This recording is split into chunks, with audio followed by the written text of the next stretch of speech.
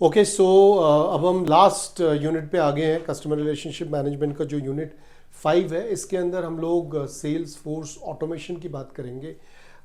ये unit not it's a very important unit, not only from the course point of view but also from the practical use point of view. इस unit में हम वो चीज़ें करेंगे जो actually practicality में लोग देखते होंगे। आप जैसे ही किसी जॉब में जाएंगे, अगर कोई भी ऐसी कंपनी है जो कि लीड्स पे काम करती है, जो कि कॉल्स पे काम करती है, जिसके अंदर की कस्टमर्स को कॉल करा जाता है, और आप अगर उसके पार्ट हैं तो आप एक लीड मैनेजमेंट सॉफ्टवेयर के थ्रू काम कर रहे होंगे। That is nothing but a part of CRM only. So let's see what all things are covered in this particular unit. हम देखते हैं, ठीक है। सो अब आप देखो, सारे इंपॉर्टेंट पॉइंट्स हैं, इसमें से कुछ भी हम अगर छोड़ेंगे तो बनता नहीं है। नॉट ओनली कि इसके अंदर क्वेश्चंस जो हैं वो लंबे क्वेश्चंस भी आते हैं, विच मीन्स कि जो हाईएस्ट मार्क्स होते हैं किसी भी एक पर्टिकुलर चैप्टर कोर्स में CRM का, तो इसमें से क्वेश्चंस वो बनते हैं। इनफैक्ट इसमें से छोटे छोटे क्वेश्चंस भी पिक होते हैं। सो आप हर एक जो टॉपिक है उस पर ध्यान रखना। हम बात करेंगे सबसे पहले सेल्स फोर्स ऑटोमेशन क्या होता है, इसके बारे में इन डेप्थ स्टडी हम करेंगे। Then we will be also following what is a sales process. Sales process क्या होता है, क्योंकि सेल्स फोर्स ऑटोमेशन के अंदर सेल्स प्रोसेस होता है, और सेल्स प्रोसेस जितना हम बेहतरीन तरीके से समझ पाएंगे उतना ही अच्छा हम सेल्स फोर्स ऑटोमेशन की यूटिलाइजेशन कर पाएंगे, या उसको शायद हम एज ए सॉफ्टवेयर डेवलप भी कर पाएंगे। Next is activity management. अगर हम सेल्स प्रोसेस की बात कर रहे हैं तो आपको समझ में आएगा, क्योंकि सेल्स प्रोसेस जो है वो एक एक्टिविटीज है, इट्स एक्चुअली रिलेटेड एक्टिविटीज। सो वो सारे जो रिलेटेड एक्टिविटीज हैं, उन एक्टिविटीज को हम कैसे मैनेज कर सकते हैं, राइट। सो वो हम एक्टिविटी मैनेजमेंट में करेंगे। कॉन्टैक्ट मैनेजमेंट, किस तरीके से हम कस्टमर्स के साथ कॉन्टैक्ट कर सकते हैं। प्री सेल्स, पोस्ट सेल्स जो कॉन्टैक्ट्स होते हैं वो सारे कॉन्टैक्ट मैनेजमेंट के थ्रू करेंगे। लीड एंड नॉलेज मैनेजमेंट, मैंने आपको बताया कि सेल्स फोर्स मैनेजमेंट के अंदर जो हम CRM यूज कर रहे हैं, इसके अंदर हम लीड्स को भी मैनेज करते हैं। जो ये लीड्स को हम मैनेज करते हैं, ये हमें बहुत टाइम सेव करता है। अगर हमने बहुत अच्छी तरह से लीड्स मैनेज करा, बहुत इफेक्टिव होता है, एफिशिएंट होता है। और अगर हम मेरे पास एक लीड मैनेजमेंट सॉफ्टवेयर अच्छा है, तो मेरी जो सेल्स टीम है वो बहुत ही स्मूथली काम कर सकती है। उसके बाद हम आगे बढ़ेंगे तो फील्ड फोर्स ऑटोमेशन हो गया, ई बिजनेसेस हो गए, CRM links in e businesses, e commerce and customer relationship on the internet, and suppliers role and importance. एक चीज आपने नोट करी होगी, जो भी हम इन टॉपिक्स की बात कर रहे हैं, ये सारे टॉपिक्स टेक्निकल टॉपिक्स हैं। ये टेक्नोलॉजी से एनेबल्ड है, इनके अंदर हमने टेक्नोलॉजी अडॉप्शन करा हुआ है। साथ ही में ये इवन मार्केटिंग और सेल्स के मतलब के तरफ से भी बहुत इंपॉर्टेंट है। They are all technical. So हमें इनकी टेक्निकलिटीज भी पढ़ना पड़ेगा, समझना पड़ेगा, बिकॉज ये सारे हम मतलब किसी भी बिजनेसेस में डे टू डे में हम लोग इसको यूज करेंगे। ठीक है, अब एक एक करके हम देखते हैं।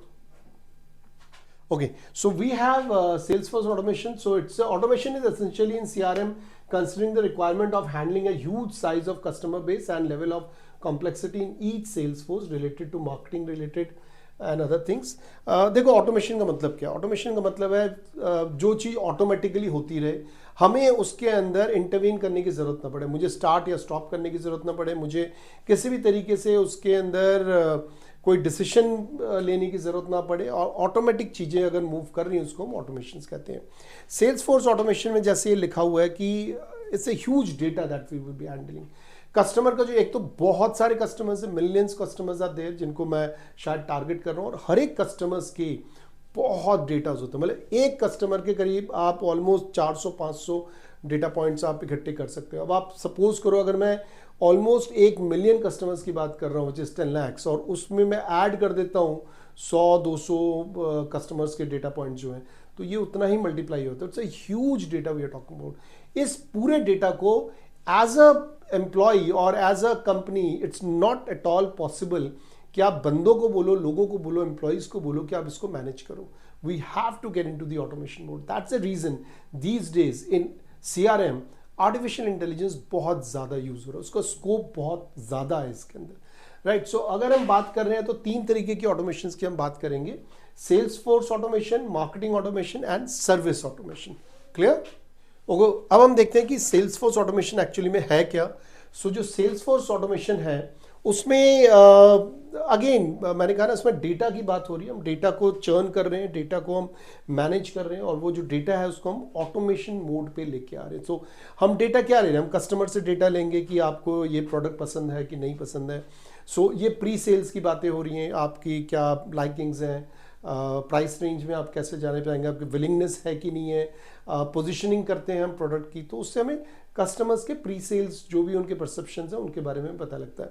Once the customer has bought a product, एक बार कस्टमर ने प्रोडक्ट खरीद लिया है, अब मुझे कस्टमर के बिहेवियर के बारे में पता लगेगा कि उस प्रोडक्ट को अच्छा बोल रहा है, खराब बोल रहा है, कितना एक्साइटेड है उस प्रोडक्ट से लेके, वो उस प्रोडक्ट को रिपीट परचेज कर रहा है कि नहीं कर रहा है, क्या उस प्रोडक्ट को वो रेफरेंस में यूज कर रहा है, क्या वो हमें रेफर कर रहा है, क्या वो लॉयल कस्टमर है, राइट। उसके बाद further customer over a period of time, जब हम प्रोग्रेशन की बात करते हैं, as a as a sales की हम बात कर रहे हैं, तो कस्टमर के और भी नीड्स बढ़ती रहेंगी, वांट्स बढ़ती रहेंगी। तो ये जो सारा डेटा है, इस डेटा को मुझे लेके कंपाइल करना होता है, और साथ में मुझे एनालाइज करके इसमें से डिसीजंस भी लेने होते हैं। तो ये जो मैं सारे डेटा की बात करूं, उस डेटा को हमें ऑटोमेट करना होता है, right. So CRM needs to be accessed by various people in the business. It is most frequently access used by salesperson and managers of the sales activity in various ranks and seniority। मैंने अभी आपको क्या बोला कि जो sales force automation है वो customer से इंटरैक्ट हो रहा है। अगर कस्टमर से इंटरैक्ट हो रहा है, तो और कोई ऐसी कंपनी है जो कि कस्टमर ओरिएंटेड है, या वो जो कंपनी है उसके जो प्रोडक्ट है वो कस्टमर्स को, रेगुलर कस्टमर्स को हम सेल कर रहे हैं, और कस्टमर्स बहुत ज़्यादा नंबर्स पे हैं, चाहे वो B2B है या B2C है, दोनों ही केसेस में सबसे पहले जो सेल्स फोर्स है, जो कि फ्रंट एंड सेल्स फोर्स है, वो लोग तो कस्टमर के साथ इंटरैक्ट कर ही रहे हैं through the CRM software obviously. उसके बाद उनके सुपीरियर्स, एंड देन फर्दर और भी जो हेड्स होते चले जाते हैं, ये सब लोग इसी CRM के थ्रू ये लोग रिपोर्ट जनरेट कर रहे हैं, और बहुत ज़्यादा इन डेप्थ एनालिसिस भी करते हैं ये लोग, राइट। सो अब अगर आप आगे देखते हो, sales force automation software works as a supporting system of the salesperson and managers to achieve their related objectives. Automation technology helps business to collect, store, modify, analyze and transport the data. So ये जो system है, जैसे मैंने आपको बताया, ये data को collect करने में हेल्प करता है, मॉडिफाई करने में हेल्प करता है, एनालाइज करने में हेल्प करता है, और उसके बेसिस पे इंटरप्रेट करके डिसीजंस लेने में भी हेल्प करता है कि किस टाइप का प्रोडक्ट उनको हम बेचें। फीडबैक सिस्टम भी आता है इसके अंदर। So there are lot of things, lot of data get generated जिसको हमें एनालाइज करना होता है। So इसलिए हमें सेल्स फोर्स ऑटोमेशन की जरूरत होती है, और ये आपका B2B B2C दोनों में काम आता है, right. Okay, so sales force automation के बाद हम लोग मार्केटिंग ऑटोमेशन और सर्विस ऑटोमेशन की बात कर सकते हैं। देखो, मार्केटिंग ऑटोमेशन का मतलब ये होता है कि जितने भी मार्केटिंग रिलेटेड जॉब्स होते हैं, टास्क होते हैं, एक्टिविटीज होते हैं, उनको हम ऑटोमेट करते हैं। मार्केटिंग रिलेटेड एक्टिविटीज क्या हो सकती है? कम्युनिकेशन हो सकती है, लीड जनरेशन हो सकती है, जो हम कम्युनिकेशन भेजते हैं कस्टमर्स के साथ, वो सारी एक्टिविटीज़ होती है। जितनी भी एक्टिविटीज़, मतलब जो जो मार्केटिंग के अंदर फॉल करती हैं as a part of the entire sales process जो होता है, जिसको हम ERM के थ्रू यूज़ कर रहे हैं, वो सारी एक्टिविटीज़ को हम ऑटोमेट करने की कोशिश करते हैं। अगेन खुद सोचो ना, अगर आपके पास हज़ारों क्लाइंट्स हैं, मतलब हज़ारों के आज के डेट में तो लाखों क्लाइंट्स होते हैं, लाखों क्लाइंट को आपको कम्युनिकेट करना है, तो आप एक एक करके थोड़ी ना आप सबको करोगे, नहीं कर सकते आप। तो आपको वो मार्केटिंग कम्युनिकेशन को ऑटोमेशन करना ही पड़ेगा कि एक टाइम हो, आप एक ट्रिगर कर दें और वो उस टाइम पे मेल्स चले जाए करें, सेल्स के डिस्काउंट मेल्स चले जाएं, फीडबैक मेल्स चले जाएं, SMS चले जाएं, डेटा कैप्चर करना शुरू करें। आज के डेट में तो और भी काफ़ी ऐसी चीज़ें हैं जिसमें कि हम AI एजेंट्स यूज़ करते हैं, चैटबॉट्स यूज़ करते हैं, जिसके थ्रू मार्केटिंग ऑटोमेशन अपने आप CRM जो है अपने आप वो ट्रिगर करता रहता है।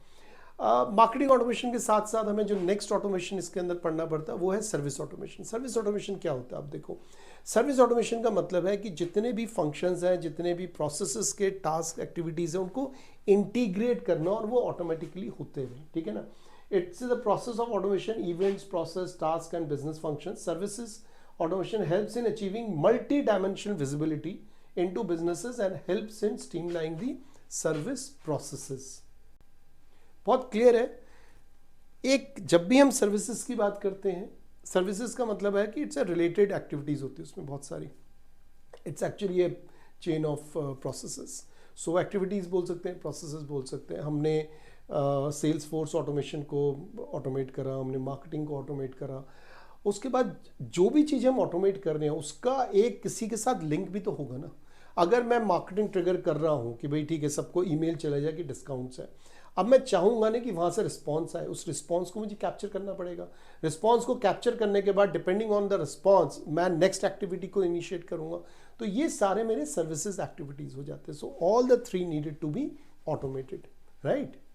ओके, अब एक काम करते हैं हम लोग ना, थोड़ा सा डिफ्रेंशिएट करने की कोशिश करते हैं कि सेल्स फोर्स ऑटोमेशन और सीआरएम के बीच में एक्चुअली में ये कहाँ पे ये डिफर कर रहे हैं। Sales force automation obviously it's a part of CRM, CRM और भी काफ़ी काम कर रहा है, बट जब हम सेल्स फोर्स ऑटोमेशन की बात करते हैं वो स्पेसिफिकली जो काम कर रहा है वो सेल्स से रिलेटेड है। और सीआरएम आपको पता है कि वो सेल्स के अलावा भी बहुत काम करता है। वो कस्टमर के साथ इंटरेक्ट करता है, कस्टमर से डेटा लेता है, कस्टमर की सर्विसेज करता है, कस्टमर्स के अगर कोई ग्रीवेंसेस है उनको वो फुलफिल करता है, कस्टमर्स को नए प्रोडक्ट के क्या नाम है कम्युनिकेट करता है नए प्रोडक्ट के लिए। तो सीआरएम में बहुत कुछ होता है, बट जब हम सेल्स फोर्स ऑटोमेशन की करते हैं बहुत स्पेसिफिक होता है।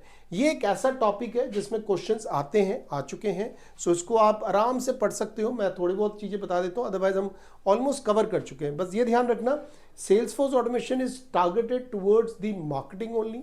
हम it's a part of marketing जिसमें हम सिर्फ सेल्स की बात कर रहे हैं। और CRM it's a holistic, I mean ये बहुत बड़े सारे एक्टिविटीज को ये इंटीग्रेट करता है। देखो सिंपल है, it focuses on opportunity management, it focuses on work management. ठीक है ना, अपॉर्चुनिटी आएगी तो सेल्स फोर्स मैनेजमेंट का काम होगा।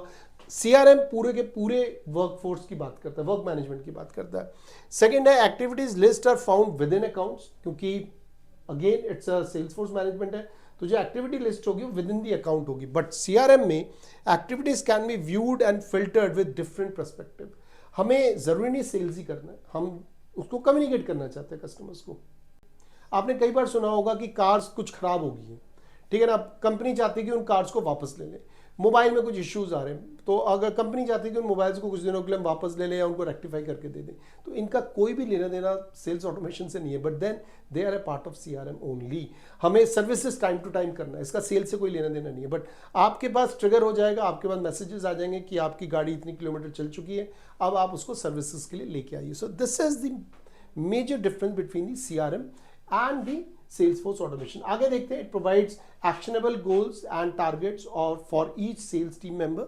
ये एक तरीके से सारे जो सेल्स टीम मेंबर्स काम कर रहे हैं उनके लिए एक टारगेट सेट कर सकता है, गोल सेट कर सकता है, ऑटोमेटेड लीड्स आ सकती हैं, उन पे कॉल्स जा सकते हैं, उनके आगे सारे जो प्रोसेस है वो करा जा सकता है। यहाँ पे बट हम बात करते हैं कस्टमर प्रोफाइलिंग की, यहाँ पे हम बड़े लेवल पे बात कर रहे हैं, हम कस्टमर्स के डेटा की बात कर रहे हैं, बिहेवियर की बात कर रहे हैं, डेटा से हम बिहेवियर कैसे निकाल सकते हैं, हम उन सब चीज़ों की बात कर रहे हैं, राइट। सो अगर आप ग्रेजुअली देखोगे ये पूरा जो पार्ट है very task specific, employee specific, customer specific, individual, ये ओवरऑल होलिस्टिक, क्योंकि ये पूरा का पूरा this is just a part of this, ठीक है। तो वो सारी चीज़ें आती हैं। नेक्स्ट पेज में भी अगर आप देखोगे सेम चीज़ आ रही है, it schedule and track appointments, क्योंकि सेल्स की बात है तो अपॉइंटमेंट की ट्रैकिंग की बात आ रही है। It tracks the response of the sales in the marketing, ये रिस्पॉन्सेज जो आए हैं उनको ट्रैक करता है, उनको स्टडी करता है, उनके ऊपर डिसीजन ले सकता है।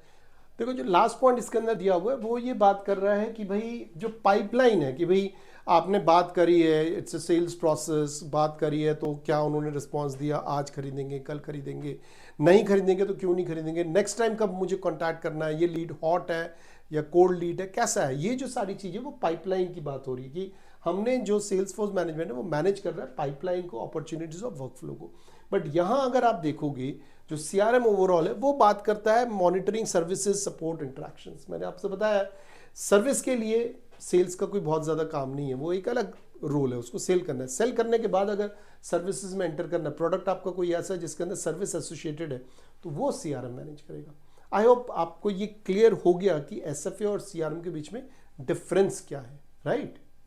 अब हम देखते हैं कि बेनिफिट्स क्या है। अब हम सेल्स फोर्स ऑटोमेशन की बात तो कर रहे हैं बट हमें बेनिफिट्स भी पता होना चाहिए। और अब अगेन ध्यान रखना, सिर्फ बेनिफिट्स के ऊपर भी क्वेश्चन आता है। कई बार लोग पूछेंगे कि सेल्स फोर्स मैनेजमेंट क्या होता है, उसको आप डिफाइन करो, एक्सप्लेन करो, and then they will straight away get on to the benefits of sales force management. Sales force management को लार्जली हमने 5 तरीके से इसको हम कैटेगराइज कर सकते हैं जो बेनिफिट्स हैं।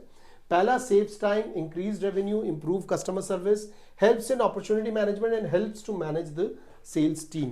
पांचों बहुत इंपॉर्टेंट है, पांचों बहुत डिस्टिंक्ट है। सबसे पहला सेव टाइम। मैंने आपको बताया कि अगर आपको मिलियंस ऑफ कस्टमर्स को आपको कोई एक मैसेज ट्रिगर करना है, आपको एक रेगुलर बेसिस पे कुछ ट्रिगर करना है, उनसे कुछ डेटा लेना है, उनसे सर्विसेज की बात करनी है, ऐसे में हमेशा आप ध्यान रखो बेटर है कि मैं चीज़ों को ऑटोमेट कर दूं। So this is going to save time.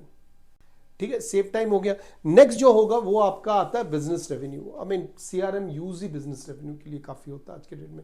हम लोग बिजनेसेस बढ़ाने के लिए सीआरएम यूज करते हैं। आप देखो कितने आज के डेट में ऐसी कंपनीज है जिनका काम सेल्स से रिलेटेड है। रेगुलर बेसिस पे उनको कस्टमर से बात करनी है, चाहे वो इंश्योरेंस का हो, चाहे वो लोन्स का हो, चाहे वो एजुकेशन का हो, किसी का भी हो, जहाँ पे रेगुलर कॉल्स जाती हैं। ऐसे में बहुत इजी तरीके से रेवेन्यू पे भी इम्पैक्ट करता है। तो जो सेल्स फोर्स मैनेजमेंट है वो रेवेन्यू को इंक्रीज करता है। तो उसका एक बेनिफिट है कि वो रेवेन्यू को इंक्रीज करता है और टाइम भी सेव करता है। तो अगर आप इन दोनों को कोरिलेशन में लोगे तो बहुत ज़्यादा एफर्ट्स सेव कर रहा है। उसके बाद और भी इंपॉर्टेंट है, improves customer support, customer services. Sales force automation automatically customer के साथ डील करने लगता है, कस्टमर को लिंक करता है, कस्टमर्स को चीज़ें भेजता है, उससे इंटरेक्शन करता है, उनके फीडबैक्स लेता है। बेस्ड ऑन द फीडबैक्स वो उनको सर्विसेज भी प्रोवाइड करता है, प्रोडक्ट्स भी प्रोवाइड करता है। तो yes, it improves the customer service. Fourth जो है वो है हेल्प्स इन अपॉर्चुनिटी मैनेजमेंट, और लास्ट होता है helps in managing sales team.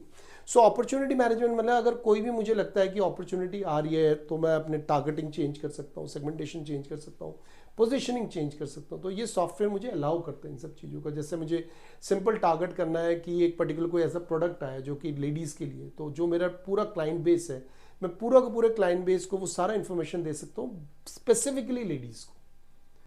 ठीक है, स्पेसिफिकली लेडीज़ को। अब जब लेडीज़ को वो चला गया तो वो एक अपॉर्चुनिटी थी जो मैंने क्रिएट हुई थी मेरे लिए, और उसको मैंने यूटिलाइज करा। Last is managing sales.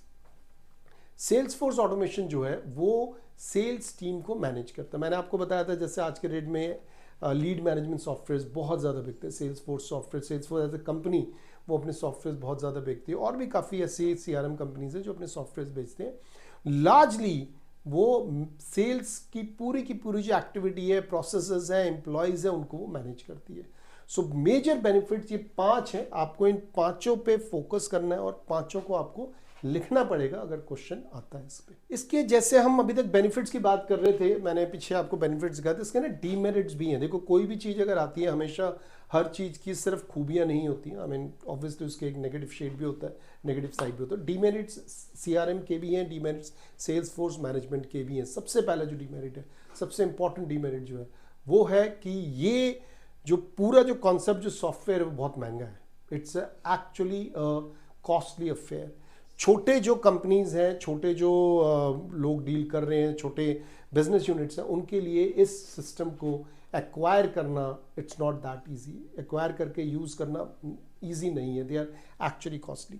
Second क्या है कि ये इतना इजी नहीं है यूज़ करना, इट्स अ कॉम्प्लेक्स। एक तो ये सॉफ्टवेयर है, हर किसी को सॉफ्टवेयर समझ में नहीं आता, and then it's a complex. सबसे पहले आपको पूरा का पूरा सिस्टम जो आपका है, जो आप सिस्टम यूज़ कर रहे हो जिसमें आपने सीआरएम यूज़ नहीं करा है, सडनली आपके सामने सब चीज़ों को आप ऑटोमेट करने की कोशिश करो तो it is going to take time.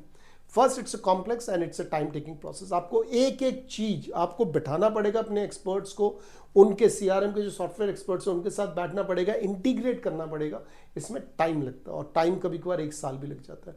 सो इस बीच में आपको देखना पड़ेगा कि जो ट्रांजिशन का टाइम है इस समय हम क्या करें और कैसे यूज करें। बट येस, एक डीमेरिट इसका ये भी है कि कॉस्टली के अलावा कि इट्स टेक्स टाइम। इसमें काफ़ी टाइम लगता है, ट्रांजिशन स्मूथ होना मुश्किल होता है, बट करना पड़ता है।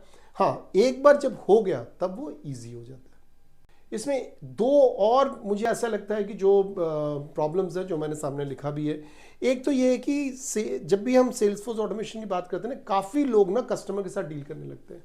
नॉर्मली ऐसा होना नहीं चाहिए, बट कभी कभार अगर हो भी जाए वो बेहतरी के लिए होता है। बट येस, ये एक इशू आता है कि कस्टमर ना काफ़ी लोगों से डील करने लग जाता है। कस्टमर डायरेक्ट सेल्स टीम से के साथ कर रहा है, प्री सेल्स टीम के साथ कर रहा है, अकाउंट्स टीम के साथ कर रहा है, फिर सर्विस टीम के साथ कर रहा है, तो it takes time, right.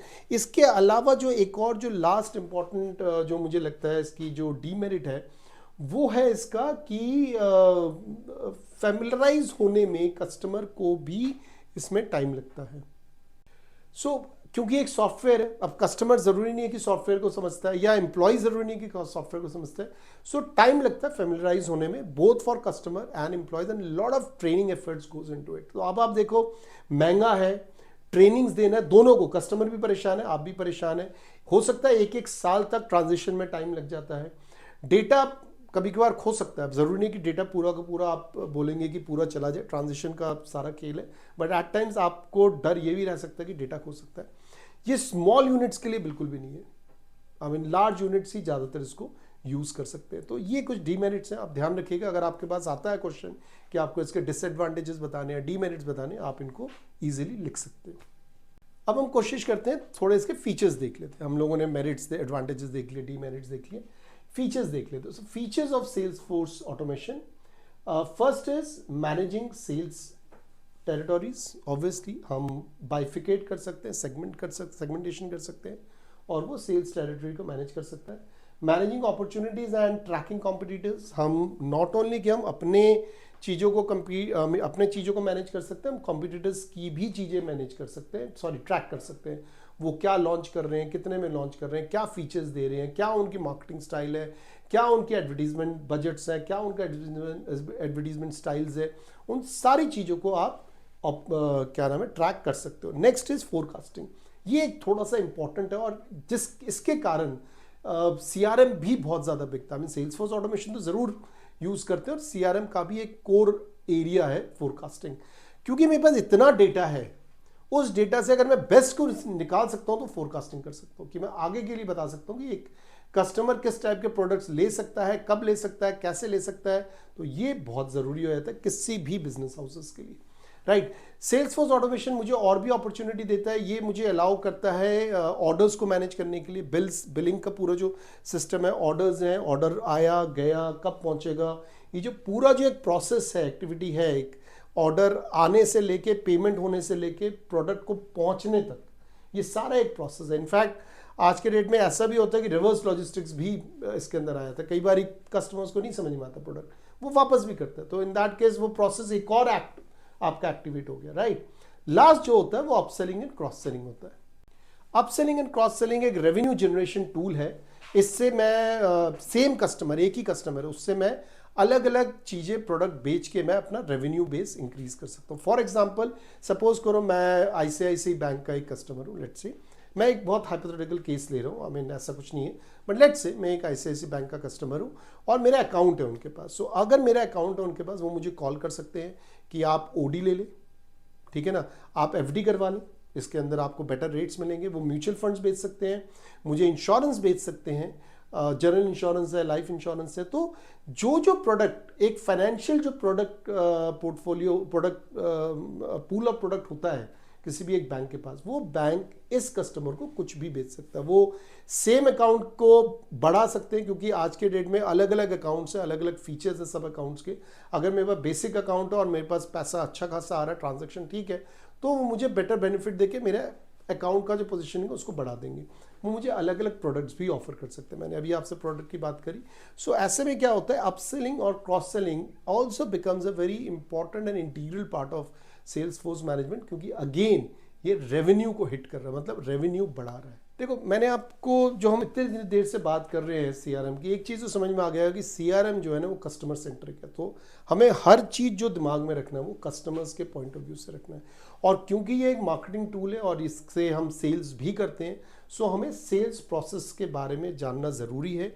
Once we know how the sales activities are inter related and actually been followed by the company और बाय द एम्प्लॉय, तो मेरे लिए उस CRM का यूज़ करना और इजी हो जाएगा, ठीक है। तो सेल्स प्रोसेसेस की जब बात करते हैं, उसके अंदर एक लीड प्रोसेस होता है, एक क्वालिफाइड प्रोस्पेक्ट्स होता है, एक नीड आइडेंटिफिकेशन है, क्लोजिंग है और डील ट्रांजैक्शंस है।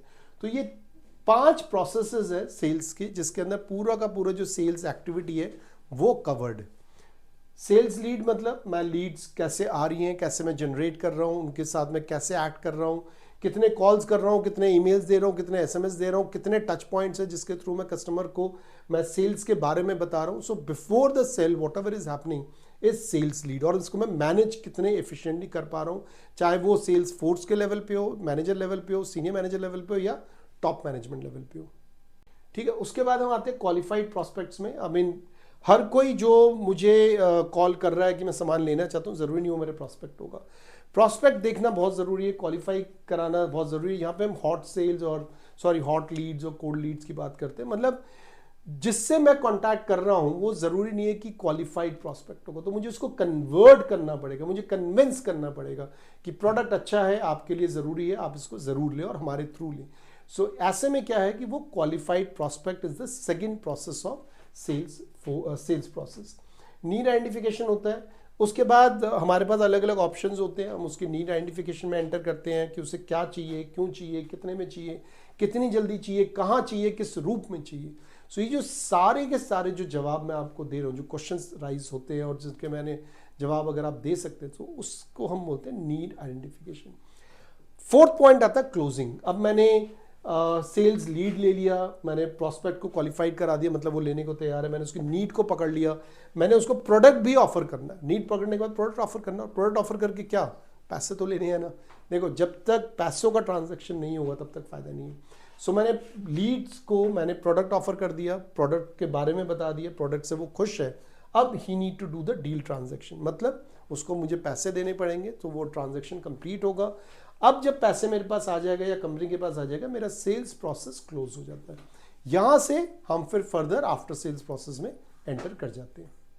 ओके, अब हम आते हैं कि सेल्स फोर्स मैनेजमेंट के और क्या फर्दर पार्ट्स हैं, उन पार्ट्स को समझते हैं। उन पार्ट्स को भी अच्छी तरह से समझना पड़ेगा, उनको हमें इंटीग्रेट करना पड़ेगा।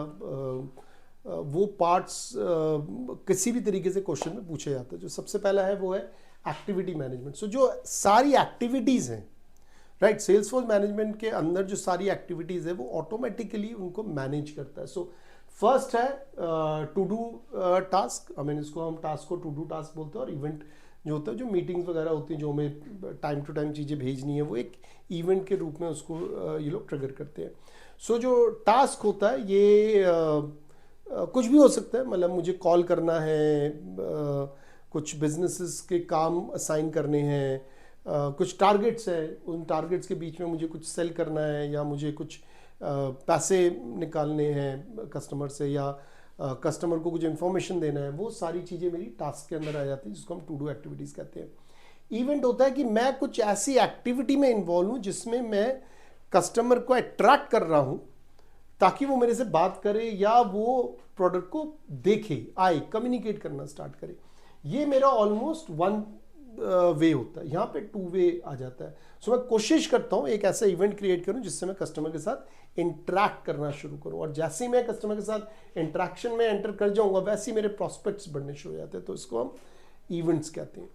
ठीक है, इसके बाद हम लोग आते हैं कि जो एक्टिविटीज़ हैं, मतलब जो टास्क मैनेजमेंट की जो क्या कहते हैं इसको, एक्टिविटी मैनेजमेंट के अंदर जो टाइप्स ऑफ एक्टिविटीज़ होते हैं, तो वो task, call logs, events and emails होते हैं। देखो जितना ये लिखा हुआ है वो उतना ही इंपॉर्टेंट है और उतना ही आपको समझना है।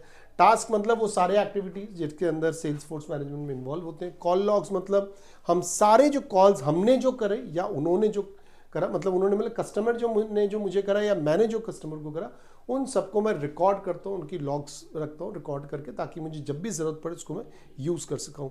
इवेंट्स हमने अभी बात करी, हम कोई ना कोई ऐसा कम्युनिकेशन का वे इंट्रोड्यूस करते हैं ताकि हम उसको एक इवेंट के रूप में लाके उसको हम कस्टमर के साथ इंटरेक्ट करना स्टार्ट करें। And emails last.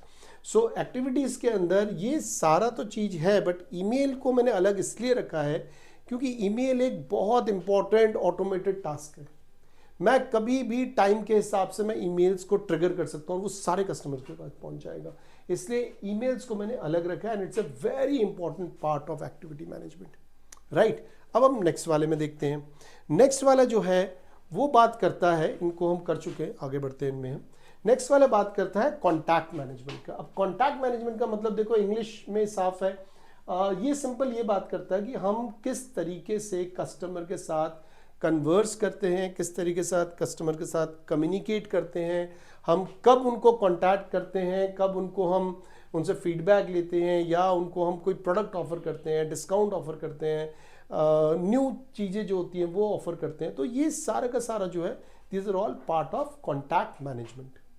इसके बाद जो नेक्स्ट आता है वो आता है बेनिफिट ऑफ कॉन्टैक्ट मैनेजमेंट। मैंने बहुत सारे बेनिफिट्स लिखे हैं, आप बहुत इजीली इनको आप पढ़ो, पढ़ के आप पेपर के हिसाब से लिख के आ सकते हो। Deeper insight into our customers. I mean obviously जब आप कॉन्टैक्ट करना शुरू करोगे, इवेंट्स के थ्रू कॉन्टैक्ट करो, मीटिंग के थ्रू कॉन्टैक्ट करो, you would got to know more about the customers, better long lasting customer relationship. अगर मैं जानूंगा कस्टमर को तो मैं रिलेशनशिप भी उसको बेटर मेंटेन कर पाऊंगा। इंप्रूव डेटा मैनेजमेंट, ये सिस्टम आपको ऐसा जो सॉफ्टवेयर है, सिस्टम है, वो आपको वो अपॉर्चुनिटी देता है कि आप डेटा मैनेजमेंट अच्छी तरह कर सकें। प्रोडक्टिविटी इंक्रीज होती है क्योंकि काफ़ी चीज़ें ऑटोमेट होगी, ऑटोमेट जहाँ पे होगी तो वो प्रोडक्टिविटी को इंक्रीज कराता है। Contact management increases customer satisfaction. अगर मैं इवेंट्स कर रहा हूँ, कॉन्टैक्ट मैनेजमेंट बढ़ा रहा हूँ, तो कहीं ना कहीं कस्टमर जो है ना वो डिलाइट फील करता है, कहीं ना कहीं कस्टमर को लगता है कि हाँ मेरे लिए ये कंपनी है और ये कंपनी मेरे बारे में सोच रही है। अगर ये मैं क्रिएट करा गया कस्टमर्स के माइंड पे, तो ऑब्वियसली मेरा जो कस्टमर मैनेजमेंट के साथ, जो कस्टमर्स के साथ जो मेरा इंटरेक्शन है, वो मुझे हेल्प करेगा। रिड्यूस एक्सपेंडिचर, मैंने जैसे बताया अगर प्रोडक्टिविटी इंक्रीज कर रहा है, ऑटोमेशन लेके आ रहा हूँ, तो वो एक्सपेंडिचर को मेरा रिड्यूस करेगा। Ability to personalize customer interaction, improve customer experience. अभी क्या होता है कि अगर मैं किसी को मेल भेज रहा हूँ, शायद मैं सबको मेल भेज रहा हूँ, बट अगर मेरे पास ऑटोमेशन सिस्टम है, मैं स्पेसिफिक मेल्स भेज सकता हूँ स्पेसिफिक कस्टमर्स को।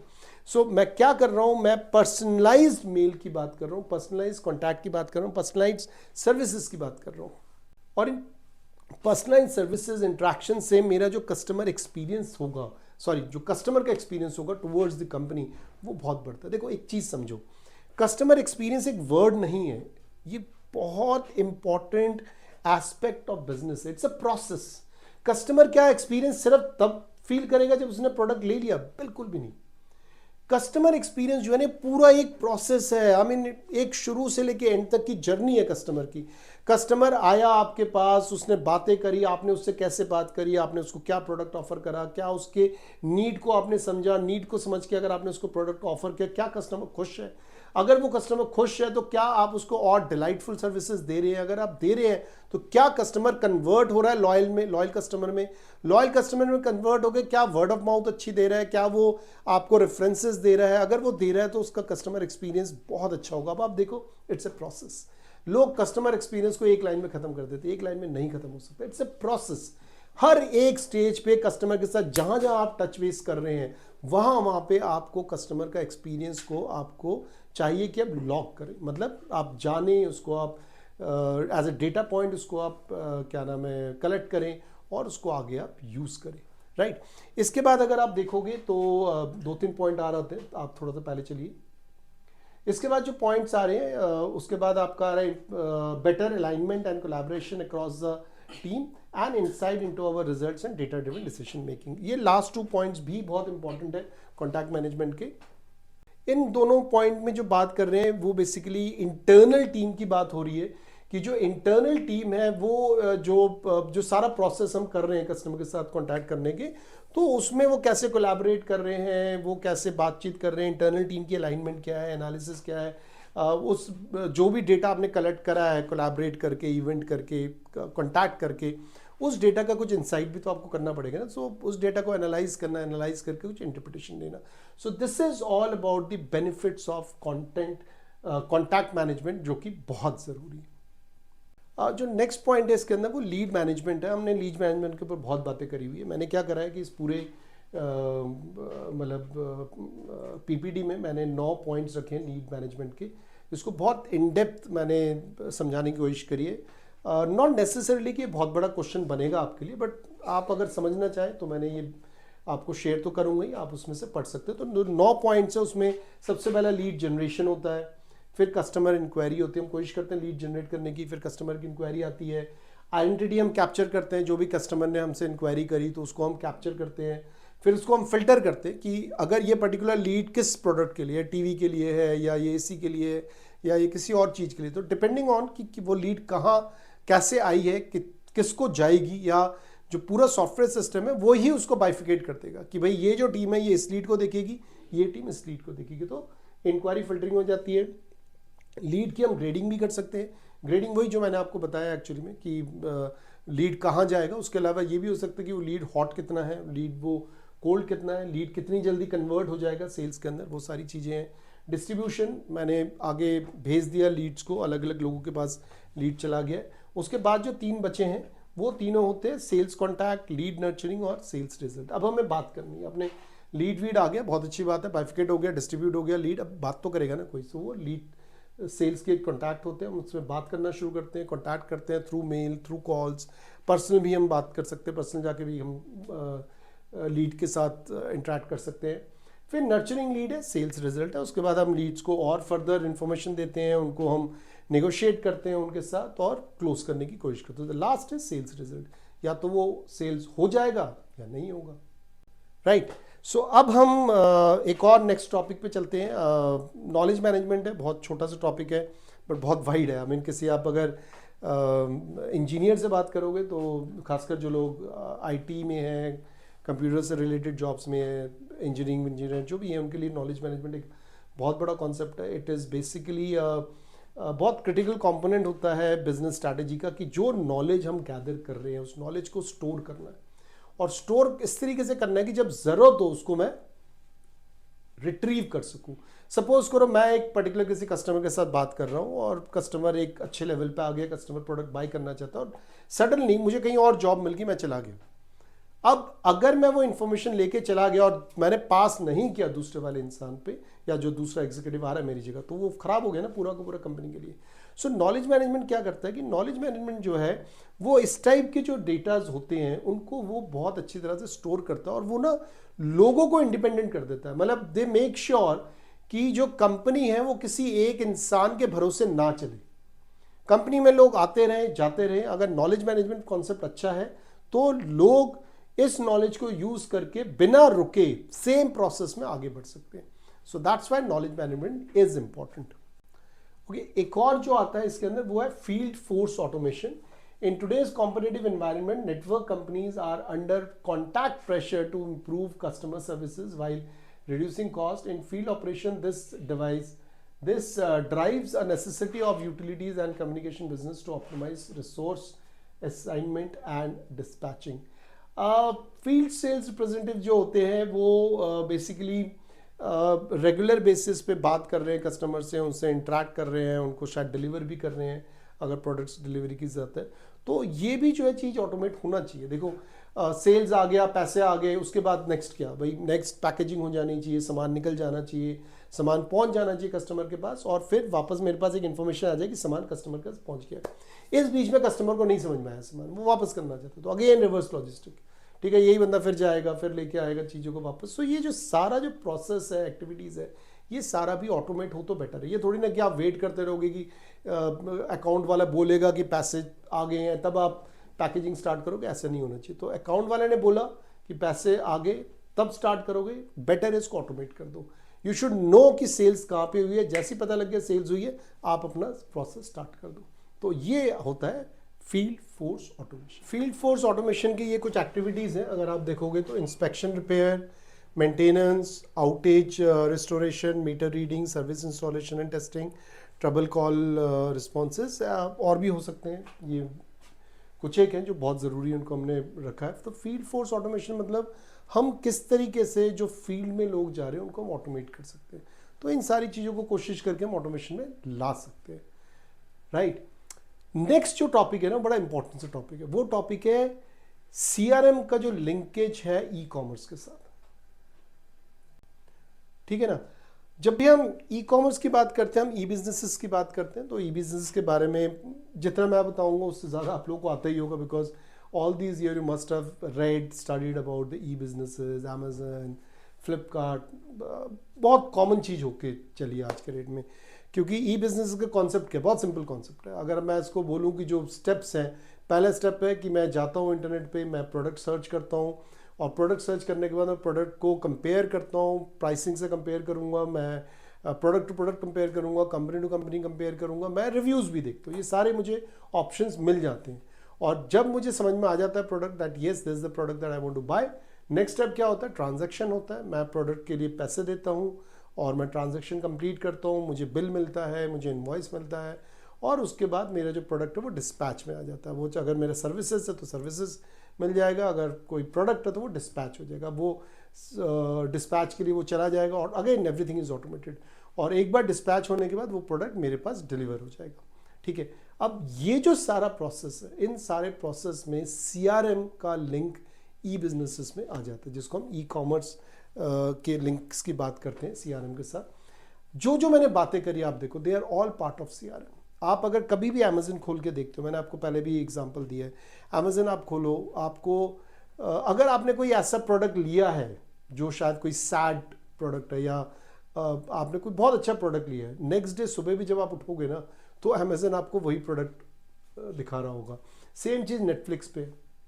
नेटफ्लिक्स पे अगर आपको लगा कि आपका मूड खराब है, चलो कोई सैड मूवी देख लेते हैं, या मूड अच्छा है कोई बहुत रोमांटिक मूवी देख लेते हैं, नेक्स्ट डे सुबह जब उठोगे ना तब भी आपको वही मिलेगा। सो ये सारी चीज़ें ना सीआरएम का ही पार्ट है। आर्टिफिशियल इंटेलिजेंस यूज्ड है इसके अंदर, बहुत हाई लेवल टेक्नोलॉजी में ये सब घुसे हुए हैं, सॉफ्टवेयर हैं ये सारे के सारे, but at the same time these are all part of CRM. So जो लिंकेजेस की मैं बात करूँ, जो 3 पॉइंट्स हैं जहाँ पे कि सीआरएम को हम टच बेस कर सकते हैं, जो इसके पर्सपेक्टिव्स हैं। पहला इंफॉर्मेशन टेक्नोलॉजी पर्सपेक्टिव, मैंने आपको बताया कि ये पूरा का पूरा कंप्यूटर बेस्ड है, इंफॉर्मेशन बेस्ड है, इंफॉर्मेशन टेक्नोलॉजी पे बेस्ड है, बहुत हाई लेवल सॉफ्टवेयर, इसलिए महंगे भी होते हैं, राइट। सेकंड पर्सपेक्टिव है कस्टमर लाइफ साइकिल, और थर्ड है business strategy. Customer life cycle मतलब मैं कस्टमर के साथ इंटरेक्ट कर रहा हूँ, इन्फॉर्मेशन शेयर कर रहा हूँ, गैदर कर रहा हूँ, प्रोडक्ट बेच रहा हूँ, इन्वॉइसेस दे रहा हूँ, इनफैक्ट प्रोडक्ट को मैं डिलीवर भी करा रहा हूँ। सो कस्टमर का पर्सपेक्टिव तो है ही है, पूरा लाइफ साइकिल है, right. Last is the business perspective. मैंने आपको पहले ही बताया था, शुरू में मैंने क्या बताया था, जो सीआरएम है वो एक आज के डेट में ना बिजनेस स्ट्रैटेजी का मॉडल बन गया। किसी भी कंपनी को अगर कोई प्रोडक्ट लॉन्च करना, और वो प्रोडक्ट जो है वो कस्टमर मास कस्टमर्स है, या मास ना भी हो, B2B भी हो, तो भी कंपनी सबसे पहले सबसे ऊपर अपने स्ट्रैटेजी में सीआरएम को रखती है कि कस्टमर के साथ इंटरेक्शन कैसे होना है, राइट। ये 3 जो लिंक्स होते हैं बिजनेसेस के, बहुत स्ट्रांग होते हैं। आप कोई भी ई कॉमर्स का बिजनेस उठा लो, कोई भी आप साइट उठा लो, आप मंत्रा उठा लो, क्रोमा उठा लो, टाटा का एक क्लिक है वो उठा लो, सब में आपको ऑलमोस्ट सेम चीज़ें मिलेंगी। आप कंपेयर कर सकते हैं, रिव्यू देख सकते हैं, बाय कर सकते हैं, रिटर्न कर सकते हैं, हर चीज़ आप एक ही जगह कर लोगे। और ये सारा जो है ये सारा सॉफ्टवेयर ड्रिवन है, और यही सारी जो चीज़ें ये सीआरएम कहलाता है, because everything is now integrated. In fact CRM के थ्रू ही बिजनेसेस रन होने लग गए आजकल। पहले बिजनेसेस होते थे और CRM was a part of that business, अब तो बिजनेसेस ही सीआरएम है। कोई मतलब कई ऐसे प्रोडक्ट है जो ये सीआरएम के थ्रू ही बिकता है और डिलीवर हो जाता है, खत्म हो जाता है वहीं पे, आपको और कोई चीज लाने की जरूरत ही नहीं पड़ रही है। So that is the power of CRM. Last topic जो है इस कोर्स का वो है the role of supplier in an organization. अगर मैं टेक्निकली थोड़ा सा आपको मैं बताऊं, दो इसको हम लोग अब सीआरएम में पढ़ रहे हैं आजकल, ये सीआरएम का भी एक पार्ट हो गया, बट आज से कुछ साल पहले तक ये ईआरपी का एक पार्ट होता था। आई मीन ईआरपी होता था जिसमें हम वेंडर्स को इंटीग्रेट करते थे, सप्लायर्स को इंटीग्रेट करते थे with the customers and all. But आज के डेट में ना सीआरएम भी इन चीज़ों को क्या नाम है लिंक कर रहा है। थोड़ी चीज़ें दोनों मिलना शुरू हो गई है, मतलब काफ़ी हद तक अब ईआरपी और सीआरएम हम लोग जो बिजनेसेस सिर्फ सीआरएम सेंट्रिक है, मतलब वो बिजनेस पूरा ही सीआरएम पे ही बेस्ड है, वहाँ पे सप्लायर भी चला जाता है अपने आप ही। हाँ, बड़े बड़े बिजनेसेस हैं जिसके अंदर प्रोडक्शन भी है, आपके आफ्टर सेल सर्विसेज भी है, वहाँ पे शायद ये काम नहीं आएगा। बट जो जैसे मैं अमेजन की बात करता हूँ, तो अमेजन के लिए तो सीआरएम ही सब कुछ है, मतलब वहीं पे बिक रहा है, वहीं पे आपका जो इनवॉइस जनरेट हो रहा है, वहीं पे रिफंड आ रहा है, तो रिटर्न भी आपको प्रोडक्ट वहीं पे हो जाता है। तो everything is happening there only. So ऐसे केसेस में या ऐसे बिजनेस में सप्लायर्स भी इंपॉर्टेंट रोल प्ले करते हैं। अगर आप देखो इससे अगर हम आगे बढ़ते हैं, जो रोल है सप्लायर का, वो managing a growing supplier base, मतलब जो रोल है सप्लायर का वो पूरा का पूरा इंटीग्रेट हो गया है सीआरएम के अंदर। तो सीआरएम क्या कर रहा है, मतलब किस तरीके से सीआरएम हेल्प कर रहा है सप्लायर्स को इफेक्टिवली मैनेज करने के लिए। आपका अगर सप्लायर का ग्रोइंग बेस बढ़ रहा है, उसको आप मैनेज कर सकते हैं। आप सप्लायर के साथ कॉस्ट सेव कर सकते हैं आप, क्योंकि एक साथ बहुत सारे कस्टमर्स को आप चीज़ बेच सकते हैं, तो क्वालिटी कंट्रोल कर सकते हैं, आप कॉस्ट को डेफिनेटली सेव कर सकते हैं। नेक्स्ट जो है इसका जो थर्ड पॉइंट है, थर्ड पॉइंट में अब आप देखो, आप जो सप्लायर की जो ट्रांसपेरेंसी है उसको आप इंप्रूव कर रहे हैं, ट्रैक कर पा रहे हैं। जैसे मैंने अभी आपको बताया कि आपको कोई प्रोडक्ट नहीं पसंद आया, आप उसको रिफंड करना चाहते हो, या आपने जब ऑर्डर दिया, आप कोई भी ऑर्डर देते हो, आपको पता है ना वो गोडाउन से निकल गया है, वो आपके शहर पहुंच गया है, वो आपके कॉलोनी में पहुंच गया है, वो आपके घर पहुंच गया, वो पूरा ट्रांसपेरेंसी है सप्लायर के थ्रू, जो पूरी ट्रांसपेरेंसी है वो आपको पूरा का पूरा मिल रहा है। सेकेंडली, प्रोडक्ट कहाँ से आ रहा है, कैसे आ रहा है, कौन प्रोडक्ट को दे रहा है, उसके क्या रेटिंग्स है, उसके क्या रिव्यूज है, हमें ये भी पता लगता है। तो नॉट ओनली दैट हम पूरा का पूरा ट्रांसपेरेंसी कर रहे हैं, बल्कि जो ट्रैकिंग है उस पर भी हम सारी कंप्लाइंसेस, सारे पैरामीटर्स हम फुलफिल कर रहे हैं। So it's a important aspect, but not for every business, ये ध्यान रखना। This is largely for a business जो कि CRM सेंट्रिक है। इसके जो अलग 2 पॉइंट्स और निकल के आते हैं अगर आप देखो, एक तो आता है इवैल्यूएटिंग सप्लायर्स परफॉर्मेंस और building development programs to support suppliers. ये तो मैंने अभी आपको बताया कि सप्लायर्स के भी रिव्यूज होते हैं, सप्लायर के भी फीडबैक्स होते हैं कि किसने कितनी जल्दी दे रहा है, कितना अच्छा जा रहा है, रिटर्न कैसे करता है, रिटर्न पॉलिसीज क्या है, रिफंड पॉलिसीज क्या है, करेगा नहीं करेगा, कब करेगा। ये सारी जो चीज़ें हो, सप्लायर का जो पूरा का पूरा डेटाबेस है, सप्लायर का जो पूरा का पूरा परफॉर्मेंस है, वो भी सारा हम कस्टमर्स को प्रोवाइड करा रहे हैं आज के डेट में।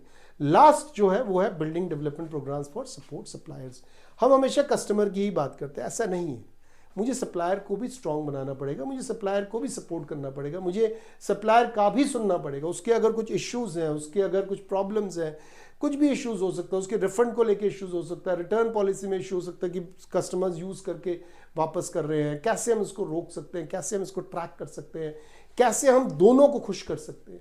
सो ये जो पूरा का पूरा सिस्टम जो एक डेवलप कर रहा है आज के डेट में CRM, वो हर चीज को इंटीग्रेट कर रहा है, हर चीज को वो साथ ला रहा है। Customers, suppliers, company, employ, strategy, हर चीज को वो साथ लेके आ रहा है। आप देखना धीरे धीरे करके गोइंग फॉरवर्ड, जैसे आज हम बात करते हैं, कोई भी अगर बड़ी कंपनी है, अगर कोई बड़ी कंपनी है, कोई प्रोडक्ट बेस्ड कंपनी है, उस कंपनी को कैसे जानेंगे कि अच्छी है? वो कंपनी बताती है वो अच्छी है कि बुरी है based on their supply chain. Similarly in coming future companies would be known for their CRMs। In fact आज भी अमेजन को अच्छा इसलिए माना जाता है क्योंकि लोग समझते हैं इसकी CRM पॉलिसीज या CRM बेटर है। बाकी जो कंपनीज है उनके लिए अमेजन एक स्टैंडर्ड बन गया, लोग उसको अचीव करना चाहते हैं। सो this is it guys. I mean, मैंने जितना हो सकता था CRM को मैंने एक्सप्लेन करा। CRM के जो जो पॉइंट्स हमने 5 यूनिट में सारे पॉइंट्स लिए, हर एक यूनिट में मैंने आपको बताया कि किस तरीके से हम क्वेश्चंस आ सकते हैं और उन क्वेश्चंस को हम टैकल कर सकते हैं। जो जो पॉइंट्स आप लिख सकते हैं क्वेश्चंस के, वो सारा मैं आपको ये PPT में आपको शेयर करूंगा, कंटेंट शेयर करूंगा। देखो, ऐसा नहीं हो सकता कि आप सिर्फ मेरे लेक्चर्स पढ़ के चले जाओगे, नंबर्स आ जाएंगे। लेक्चर्स अपनी जगह होते हैं, सेल्फ स्टडी अपनी जगह होती है। मैंने कोशिश करा है कि 1.5-2 घंटे के अंदर आपको पूरा ये जो CRM कॉन्सेप्ट है वो समझ में आ जाए, and then the studies. And believe me, अगर आप मेरे लेक्चर्स को और जो नोट्स हैं उन दोनों को आप साथ लेके चलते हैं, definitely you will score good marks. और अगर आप फ्रॉम अ एग्जाम परस्पेक्टिव नहीं ले रहे हैं तो definitely this entire concept will help you to become a good marketeer. Thank you guys.